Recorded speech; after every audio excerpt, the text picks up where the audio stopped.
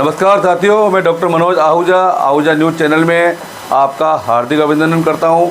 आज हम आपके लिए लेकर के आए हैं अजमेर ब्यावर केकड़ी से संबंधित महत्वपूर्ण खबरें तथा कानून की विशेष जानकारियां, जो कि आहूजा न्यूज़ बुलेटिन का मुख्य उद्देश्य है। आपको बता दें, आहूजा न्यूज़ चैनल का मुख्य उद्देश्य आपको कानून की विशेष जानकारियाँ देना है, क्षेत्र की समस्याओं की आपको जानकारी देना है, साथ ही आपके साथ कोई समस्या है तो उसको उचित मंच तक पहुंचाना हमारा मुख्य उद्देश्य है। इन्हीं उद्देश्यों के साथ आहूजा न्यूज़ चैनल लगातार प्रगति और आगे बढ़ रहा है।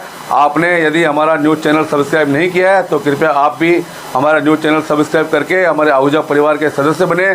तो आइए देखते हैं आज की विशेष खबरें आहूजा न्यूज़ बुलेटिन। हाल ही में सुप्रीम कोर्ट ने भारतीय दंड संहिता की धारा 364 यानी फिरौती के लिए अपहरण के तहत आरोपित एक आरोपी को बरी कर दिया, क्योंकि अभियोजन पक्ष ये स्थापित करने में विफल रहा कि आरोपी से अपहृत को तत्काल मौत का खतरा था। इसलिए आईपीसी की धारा 364 की सामग्री अभियोजन पक्ष द्वारा साबित नहीं की गई, क्योंकि अभियोजन पक्ष ऐसे व्यक्ति को मौत या चोट पहुंचाने के लिए आरोपी द्वारा दी गई धमकियों के बारे में धारा 364 के दूसरे भाग को स्थापित करने के लिए ठोस सबूत पेश करने में विफल रहा। किसी दिए गए मामले में यदि आरोपी द्वारा अपहृत व्यक्ति के माता पिता या करीबी रिश्तेदारों को दी गई धमकियां साबित हो जाती हैं, तो यह मामला बनाया जा सकता है कि उचित आशंका थी कि अपहृत व्यक्ति को मौत की सजा दी जा सकती है या उसे चोट पहुंचाई जा सकती है, उसके कारण हो सकता है। हालांकि इस मामले में अभियोजन पक्ष द्वारा आरोपी की मांग और धमकी को स्थापित नहीं किया गया है। जस्टिस अभय एस ओका और उज्जवल भोया की पीठ ने कहा, धारा 364 आईपीसी फिरौती के लिए अपहरण के तहत अपराध को साबित करने के लिए अभियोजन पक्ष द्वारा दो तत्वों को स्थापित करने की आवश्यकता है। धारा 364 का पहला घटक यह है कि किसी भी व्यक्ति का अपहरण या अपहरण होना चाहिए या ऐसे अपहरण या अपहरण के बाद किसी व्यक्ति को हिरासत में रखा जाना चाहिए। दूसरा घटक यह है कि यदि उक्त कृत्य ऐसे व्यक्ति को मौत या चोट पहुंचाने की धमकी से जुड़ा है।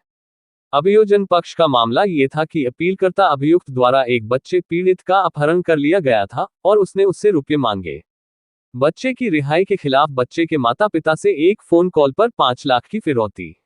अभियोजन पक्ष ने कहा कि बच्चे के माता पिता के मन में एक उचित आशंका पैदा हो गई थी कि आरोपी, जिसने उनके बेटे का अपहरण किया था, उनके बेटे को मौत की सजा दे सकता है या उसे चोट पहुंचा सकता है। इसलिए आईपीसी की धारा 364 की सामग्री पूरी हो गई है और आरोपी को उक्त अपराध यानी फिरौती के लिए अपहरण के लिए दोषी ठहराया जाएगा।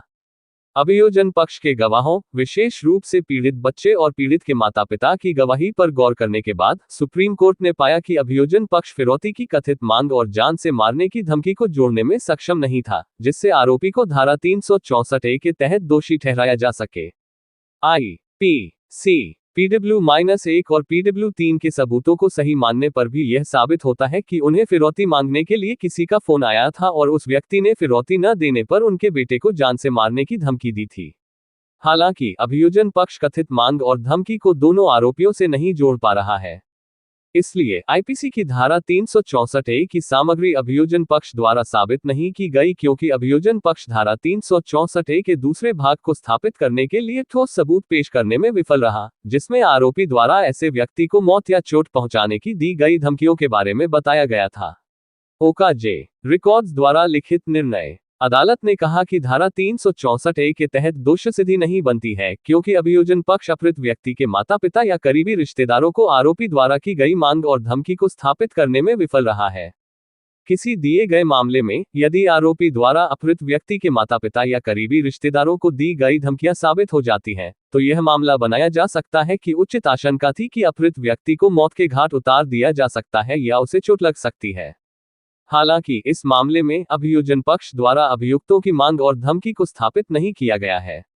नतीजतन सुप्रीम कोर्ट ने धारा 364 के तहत दोषसिद्धि को रद्द कर दिया, लेकिन आईपीसी की धारा 361 द्वारा परिभाषित अपहरण के छोटे अपराध के लिए दोषसिद्धि बरकरार रखी, जो आईपीसी की धारा 363 के तहत दंडनीय है। अदालत ने रिकॉर्ड किया, चूंकि अपीलकर्ता हिरासत में है और चूंकि उन्होंने आईपीसी की धारा 363 के तहत दंडनीय अपराध के लिए अधिकतम सजा काट ली है, इसलिए हम निर्देश देते हैं कि उन्हें तुरंत रिहा कर दिया जाएगा। संबंधित रिपोर्ट आईपीसी की धारा 364 के तहत दोषसिद्धि संभव नहीं, यदि अभियोजन ये साबित नहीं कर पाया कि अपहरण के साथ फिरौती की मांग और जान का खतरा भी था। Supreme court. मामले का विवरण, विलियम स्टीफन बनाम तमिलनाडु राज्य और अन्य आपराधिक अपील।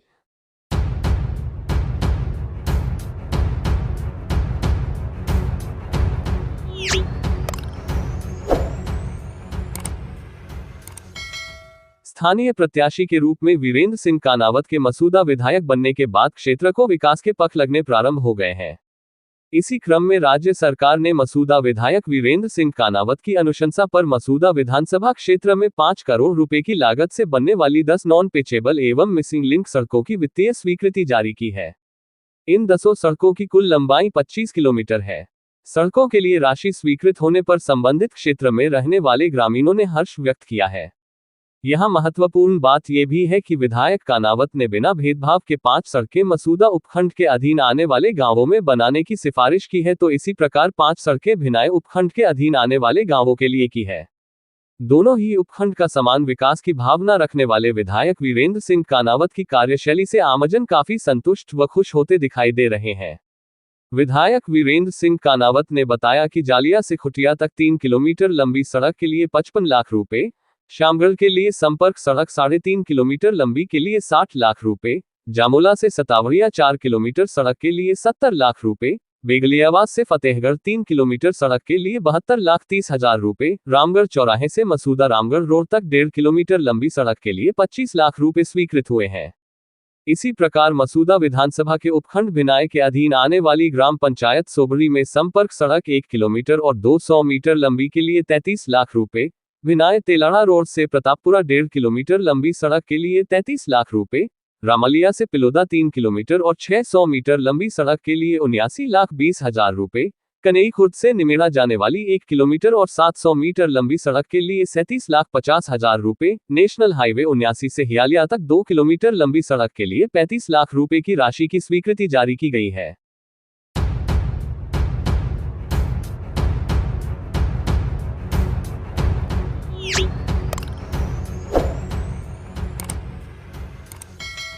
क्षेत्रीय विधायक वीरेंद्र सिंह कानावत ने कहा कि बालिकाएं साइकिल चलाकर स्कूल आएगी तो सुविधा व स्वास्थ्य दोनों लाभ होंगे।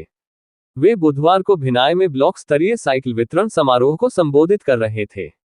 उन्होंने कहा कि भिनाई में अस्थायी कॉलेज चलाने के लिए 6 कमरों की मरम्मत करवाने के लिए पंचायत समिति द्वारा स्वीकृति प्रदान कर दी गई है। उन्होंने कहा पुराने जमाने में छात्र छात्रा को उच्च शिक्षा के लिए साइकिल भी नसीब नहीं थी, सबको पैदल ही स्कूल जाना पड़ता था। आज सरकार बालिकाओं को साइकिल, स्कूटी, लैपटॉप उपलब्ध करवा रही है। साइकिल चलाने से कई रोगों से मुक्ति मिलेगी। उन्होंने इस दौरान संस्था प्रधान राधेश्याम शर्मा को विद्यालय में सप्ताह में एक बार अभिभावकों को भी बुलाकर मीटिंग करने के निर्देश दिए। उन्होंने कहा कि आजकल बच्चे तेज गति से वाहन चलाते हैं, वो हेलमेट भी नहीं लगाते हैं। उन्होंने थानाधिकारी ओम प्रकाश कासनिया को ऐसे बच्चों की रोककर कम गति से वाहन चलाने व हेलमेट हमेशा लगाने के लिए पाबंद करने के निर्देश दिए। उन्होंने कहा कि वर्तमान सरकार में महिला व बालिकाएं सुरक्षित है, अपराध में कमी आई है, नॉन पेचेबल सड़कों के लिए टेंडर लगा दिए हैं। उन्होंने इस दौरान बालिका विद्यालय खुलवाने का आश्वासन दिया। मुख्य ब्लॉक शिक्षा अधिकारी सत्यनारायण केवट ने कहा कि पूरे ब्लॉक में 1850 साइकिलों का वितरण होगा। भाजपा मंडल दावराम शर्मा ने पूर्ववर्ती गहलोत सरकार को जमकर कोसा। जिला शिक्षा अधिकारी गोविंद नारायण शर्मा ने बालिकाओं को साइकिल वितरण कार्यक्रम पर विस्तृत जानकारी देते हुए बालिकाओं को शुभकामनाएं दी। बालिकाओं को उच्च शिक्षा के लिए मेहनत के साथ जुटकर सफलता हासिल करने का आह्वान किया। जिला उपाध्यक्ष सुभाष वर्मा ने कहा कि बालिकाओं को सरकार द्वारा दी जा रही सुविधाओं का उपयोग कर सफलता के नए आयाम छूने की अपील की। उन्होंने भिनाई में बालिका विद्यालय अलग से खोलने की मांग की, रीको खोलने की भी मांग की।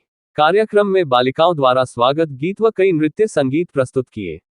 इस दौरान विकास अधिकारी अर्जुन सिंह शेखावत, थानाधिकारी ओम प्रकाश कासनिया, प्रधान प्रतिनिधि संजय लोढ़ा, मंडल अध्यक्ष दावराम शर्मा, पूर्व अध्यक्ष मांगीलाल मेवाड़ा, टीकम आचार्य, भाजपा नेता हरलाल गुर्जर, तुलसीराम खींची, रामसुख गुर्जर, नाथुराम रायका, ताराचंद मेवाड़ा, बलवीर सिंह राठौड़, कैलाश जाट, सुरेंद्र सिंह राठौड़, पूरनमल रेगर, कान सिंह रावत, गुमान सिंह रावत, देवकरण गुर्जर, रामरतन वैष्णव, सुरेश जांगिर, दयाल नायक, सूर्यकांत खींची, सूर्यदेव सिंह, मंगलचंद गुर्जर, अभिषेक पारीक, हेमेंद्र सिंह, जयदीप सिंह सहित कई भाजपाई मौजूद थे।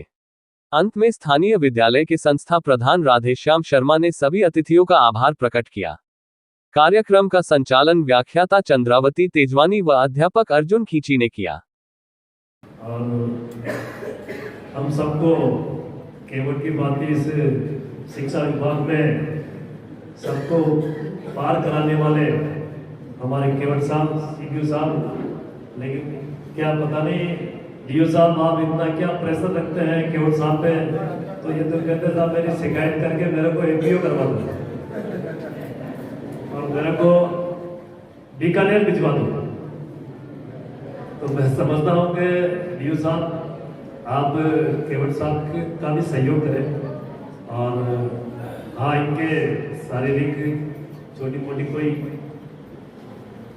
है, इनके छोटी मोटी जो भी व्याधि है या वो भी मानसिक रूप से काम करने के लिए तैयार है, लेकिन आप भी थोड़ा इनको मोटिवेट करें और इनकी छोटी मोटी कोई भी बात है तो सीनियर है, लेकिन आप जिला शिक्षा अधिकारी आप हैं, ये तो इस पद से मुक्त होना चाह रहे हैं, ये तो विद्यालय में जाके विद्यालय में सेवाएं देने के लिए तैयार है। ऐसे हमारे केवट साहब सभी भाजपा पार्टी के वरिष्ठ कार्यकर्ता बंधु और अध्यक्ष साहब और सम्मानित मंच, मैं सभी का नाम नहीं ले पा रहा हूँ, उसके लिए मैं माफी चाहता हूँ। और विद्यालय परिवार के सभी संजय जी महाराज मारू का बड़ा बेटा नाम नहीं, हमारे प्रधान साहब के नजदीक संजय जी लोढ़ा जो भी बता रहे थे कि वीडियो साहब को मैंने भी कहा था पिछले कार्यक्रम में, प्रधान साहब के को जिम्मेदारी दी कि कॉलेज के लिए वो जो 6 कमरे हैं उनका रिपेयर, उनकी रख रखाव उनको ठीक प्रकार से करें, उसमें कॉलेज वहाँ संचालित हो। तो अभी ये बता रहे थे, वीडियो साहब भी बता रहे थे कि 6 लाख रुपए की इन्होंने सैंक्शन करवा दी है, तो बहुत जल्दी वो कमरे बन के ठीक होकर तैयार होंगे, तो महाविद्यालय के छात्र और छात्राएं उसमें वहाँ शिफ्ट हो जाएंगे। तो ऐसे हमारे संजय जी, विद्यालय के सभी शिक्षकगण और आज इस कार्यक्रम में साइकिल वितरण में विद्यालय की सभी छात्राएं, छात्रों और बेड़ाई से पधारे सभी, इस पंचायत समिति ब्लॉक से पधारे सभी सरपंच साहिबान, प्रबुद्ध नागरिक बंधु, आज जो साइकिल वितरण का कार्यक्रम पिछले 2 साल से नहीं हो रहा था, हमारे मंडल अध्यक्ष जी ने बहुत ही इनको जैसे परशुराम जी जब जो अन्याय होता था तब वो पर्चा उठा के जिस प्रकार से सच्चाई के लिए जो लड़ाई करते थे, ऐसे हमारे उग्र हैं। ये उग्र जरूर होते हैं, लेकिन इनकी बातें कड़वी हो सकती है, लेकिन उसमें सच्चाई है। तो ये साइकिल वितरण का इसका हम उपयोग भी ले। साइकिल वितरण का कार्यक्रम होता है, राज्य सरकारों का पैसा खर्च होता है, साइकिलें आती है, कार्यक्रम होते हैं, लेकिन हम इसको अपने जीवन में साइकिल का उपयोग करना सीखें। कभी कोई समय था जब हम विद्यालय में पढ़ते थे तो साइकिल बहुत बड़ी बात थी। वहाँ के नगर सेठ या कोई धनाढ़ परिवारों के लड़के ही साइकिल लेके विद्यालयों में आते थे। हमें भी लगता था कि हम भी कभी साइकिल पे जाएं, लेकिन साइकिलें उस समय बहुत गिनती की साइकिलें थी, लेकिन उस समय उपयोग था। और आज सबसे बड़ा मैं तो समझता हूँ कि आपको सारे शिक्षकगण और पर्यावरण को बचाने के लिए आज जो अंधाधुंध जो 2 व्हीलर का मोटरसाइकिल का उपयोग हो रहा है, अभी सुभाष जी ने कहा था कि मोटरसाइकिल चलाना कौन कौन जानता, तो हाथ खड़े किए थे 3, 4, 5 साल, लेकिन मैं समझता हूँ कि अभी आपके लाइसेंस भी नहीं होगा, लेकिन साइकिल का उपयोग करें। जो साइकिलें सरकार जो दे रही है उसका उपयोग करें, तो प्रदूषण को, इसको वायुमंडल को बचाने के लिए उसमें हमारी अहम भागीदारी होगी और आर्थिक बचत भी होगी और हमारा शरीर स्वस्थ रहेगा। आज भी आयुर्वेद में डॉक्टर, अब तो एलोपैथी के डॉक्टर भी कहते हैं कि रोजाना 30 मिनट अगर साइकिल चलाए तो 100 साल तक उस छात्र को, छात्राओं को, उस आदमी को कोई न किसी भी प्रकार की बीमारी उसके शरीर में प्रवेश नहीं करेगी। तो हम सब साइकिल चलाने के अभ्यस्त हो। पहले तो शिक्षकगण जो पढ़ाने जाते थे विद्यालयों में 20-25 किलोमीटर तक साइकिल पे जाके पढ़ा के वापस अपने गांव पहुंचते थे। आज तो वो जमाना आ गया है कि अजमेर से दिल्ली अप डाउन कर रहे हैं, जयपुर से। हम ब्यावर कॉलेज में पढ़ते थे तो उस समय ट्रेन के माध्यम से जयपुर से कॉलेज में लेक्चरर वहाँ से दिल्ली अप डाउन करते थे। अब पता नहीं वो कब उठते थे और कब घर पहुँचते थे, अब भगवान ही जाने। लेकिन आज इस भागदौड़ की जिंदगी में आदमी नौकरी कर रहा है, सब कुछ मिल रहा है, लेकिन उसको मानसिक जो शांति है, मानसिक जो सुख मिलना चाहिए वो नहीं मिल रहा है। मैं समझता हूँ, मेरे विचार से, अगर आपको पिछले हम 20, 25, 30, 40 साल पहले जाए तो विद्यालय में सभी शिक्षक उसी गांव में निवास करते थे। गांव के जो छात्र छात्राएं होते हैं उनके परिवार से उनका एक अनूठा पारिवारिक संबंध बनता था उनका। उनको गांव में पेरेंट्स के घर पे जाने का, बच्चों के घर पे जाने का मौका।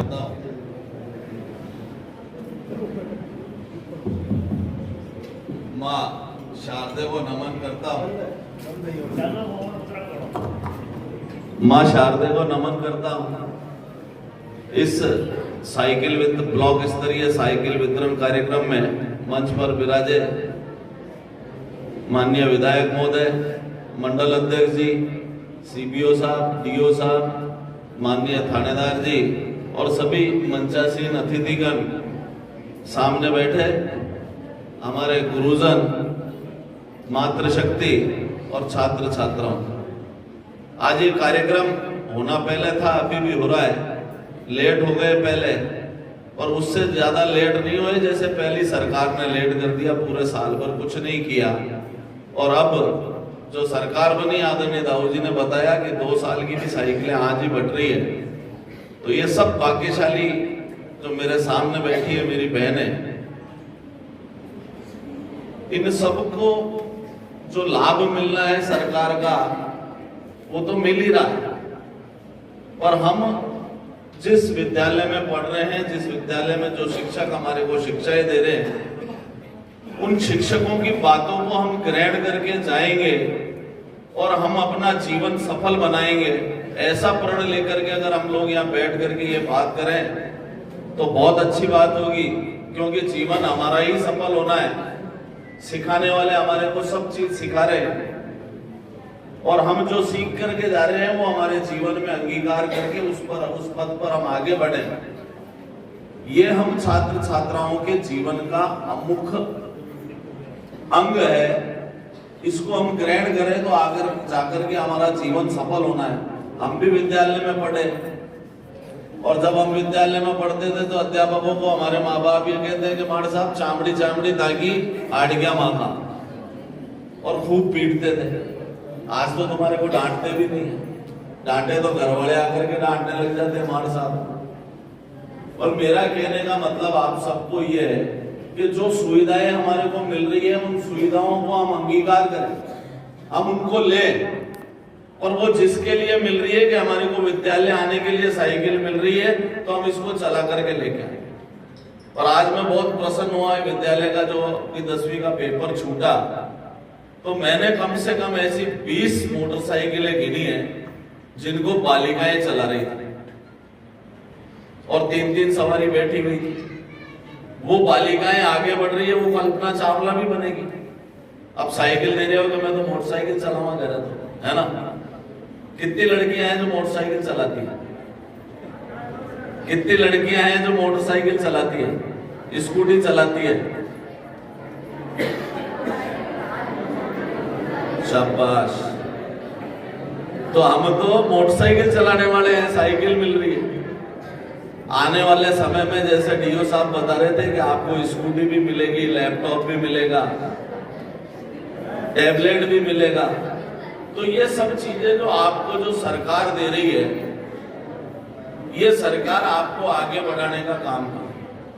अभी 33% आरक्षण दे दिया, डीओ साहब बता रहे थे कि अब महिलाएं एमएलए भी बनेगी, एमपी भी बनेगी, संसद में भी जाएगी और हवाई जहाज भी चलाएगी। सब जगह बराबर नौकरी का अधिकार भी मिलने वाला है। तो हम सबके लिए जो ये काम हो रहे हैं उसको लेकर के हम आगे बढ़े और इन सब चीजों का हम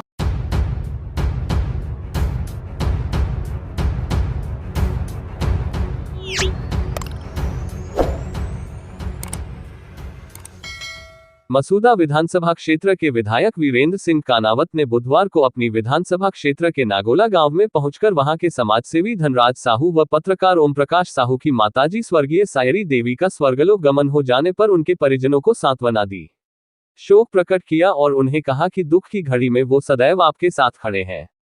इस अवसर पर पत्रकार ओम प्रकाश साहू ने बताया कि उनकी माताजी को वैसे कोई बीमारी नहीं थी, लेकिन अचानक से हुई तबीयत खराब होने से उनका देहांत हो गया। वो अपने पीछे भरा पूरा परिवार छोड़कर गई हैं। वो 3 भाई हैं, पिता हैं तथा उनकी संतानें भी हैं। उन्होंने विधायक कानावत का आभार व्यक्त करते हुए विधायक की कार्यशैली की सराहना करते हुए उन्हें संरक्षक की भूमिका निभाने वाला जनप्रतिनिधि बताया।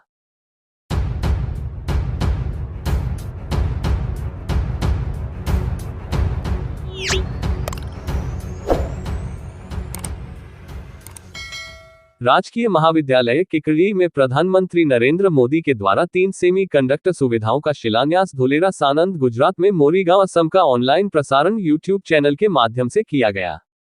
प्राचार्य पीयूष कुमार गुप्ता ने बताया कि कार्यक्रम में महाविद्यालय के छात्र छात्राओं की उपस्थिति अच्छी संख्या में रही।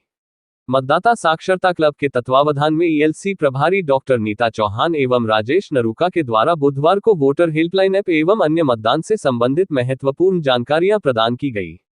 कार्यक्रम में ज्योति मीणा ने सहयोग प्रदान किया। छात्रों ने उत्साहपूर्वक कार्यक्रम में भाग लिया।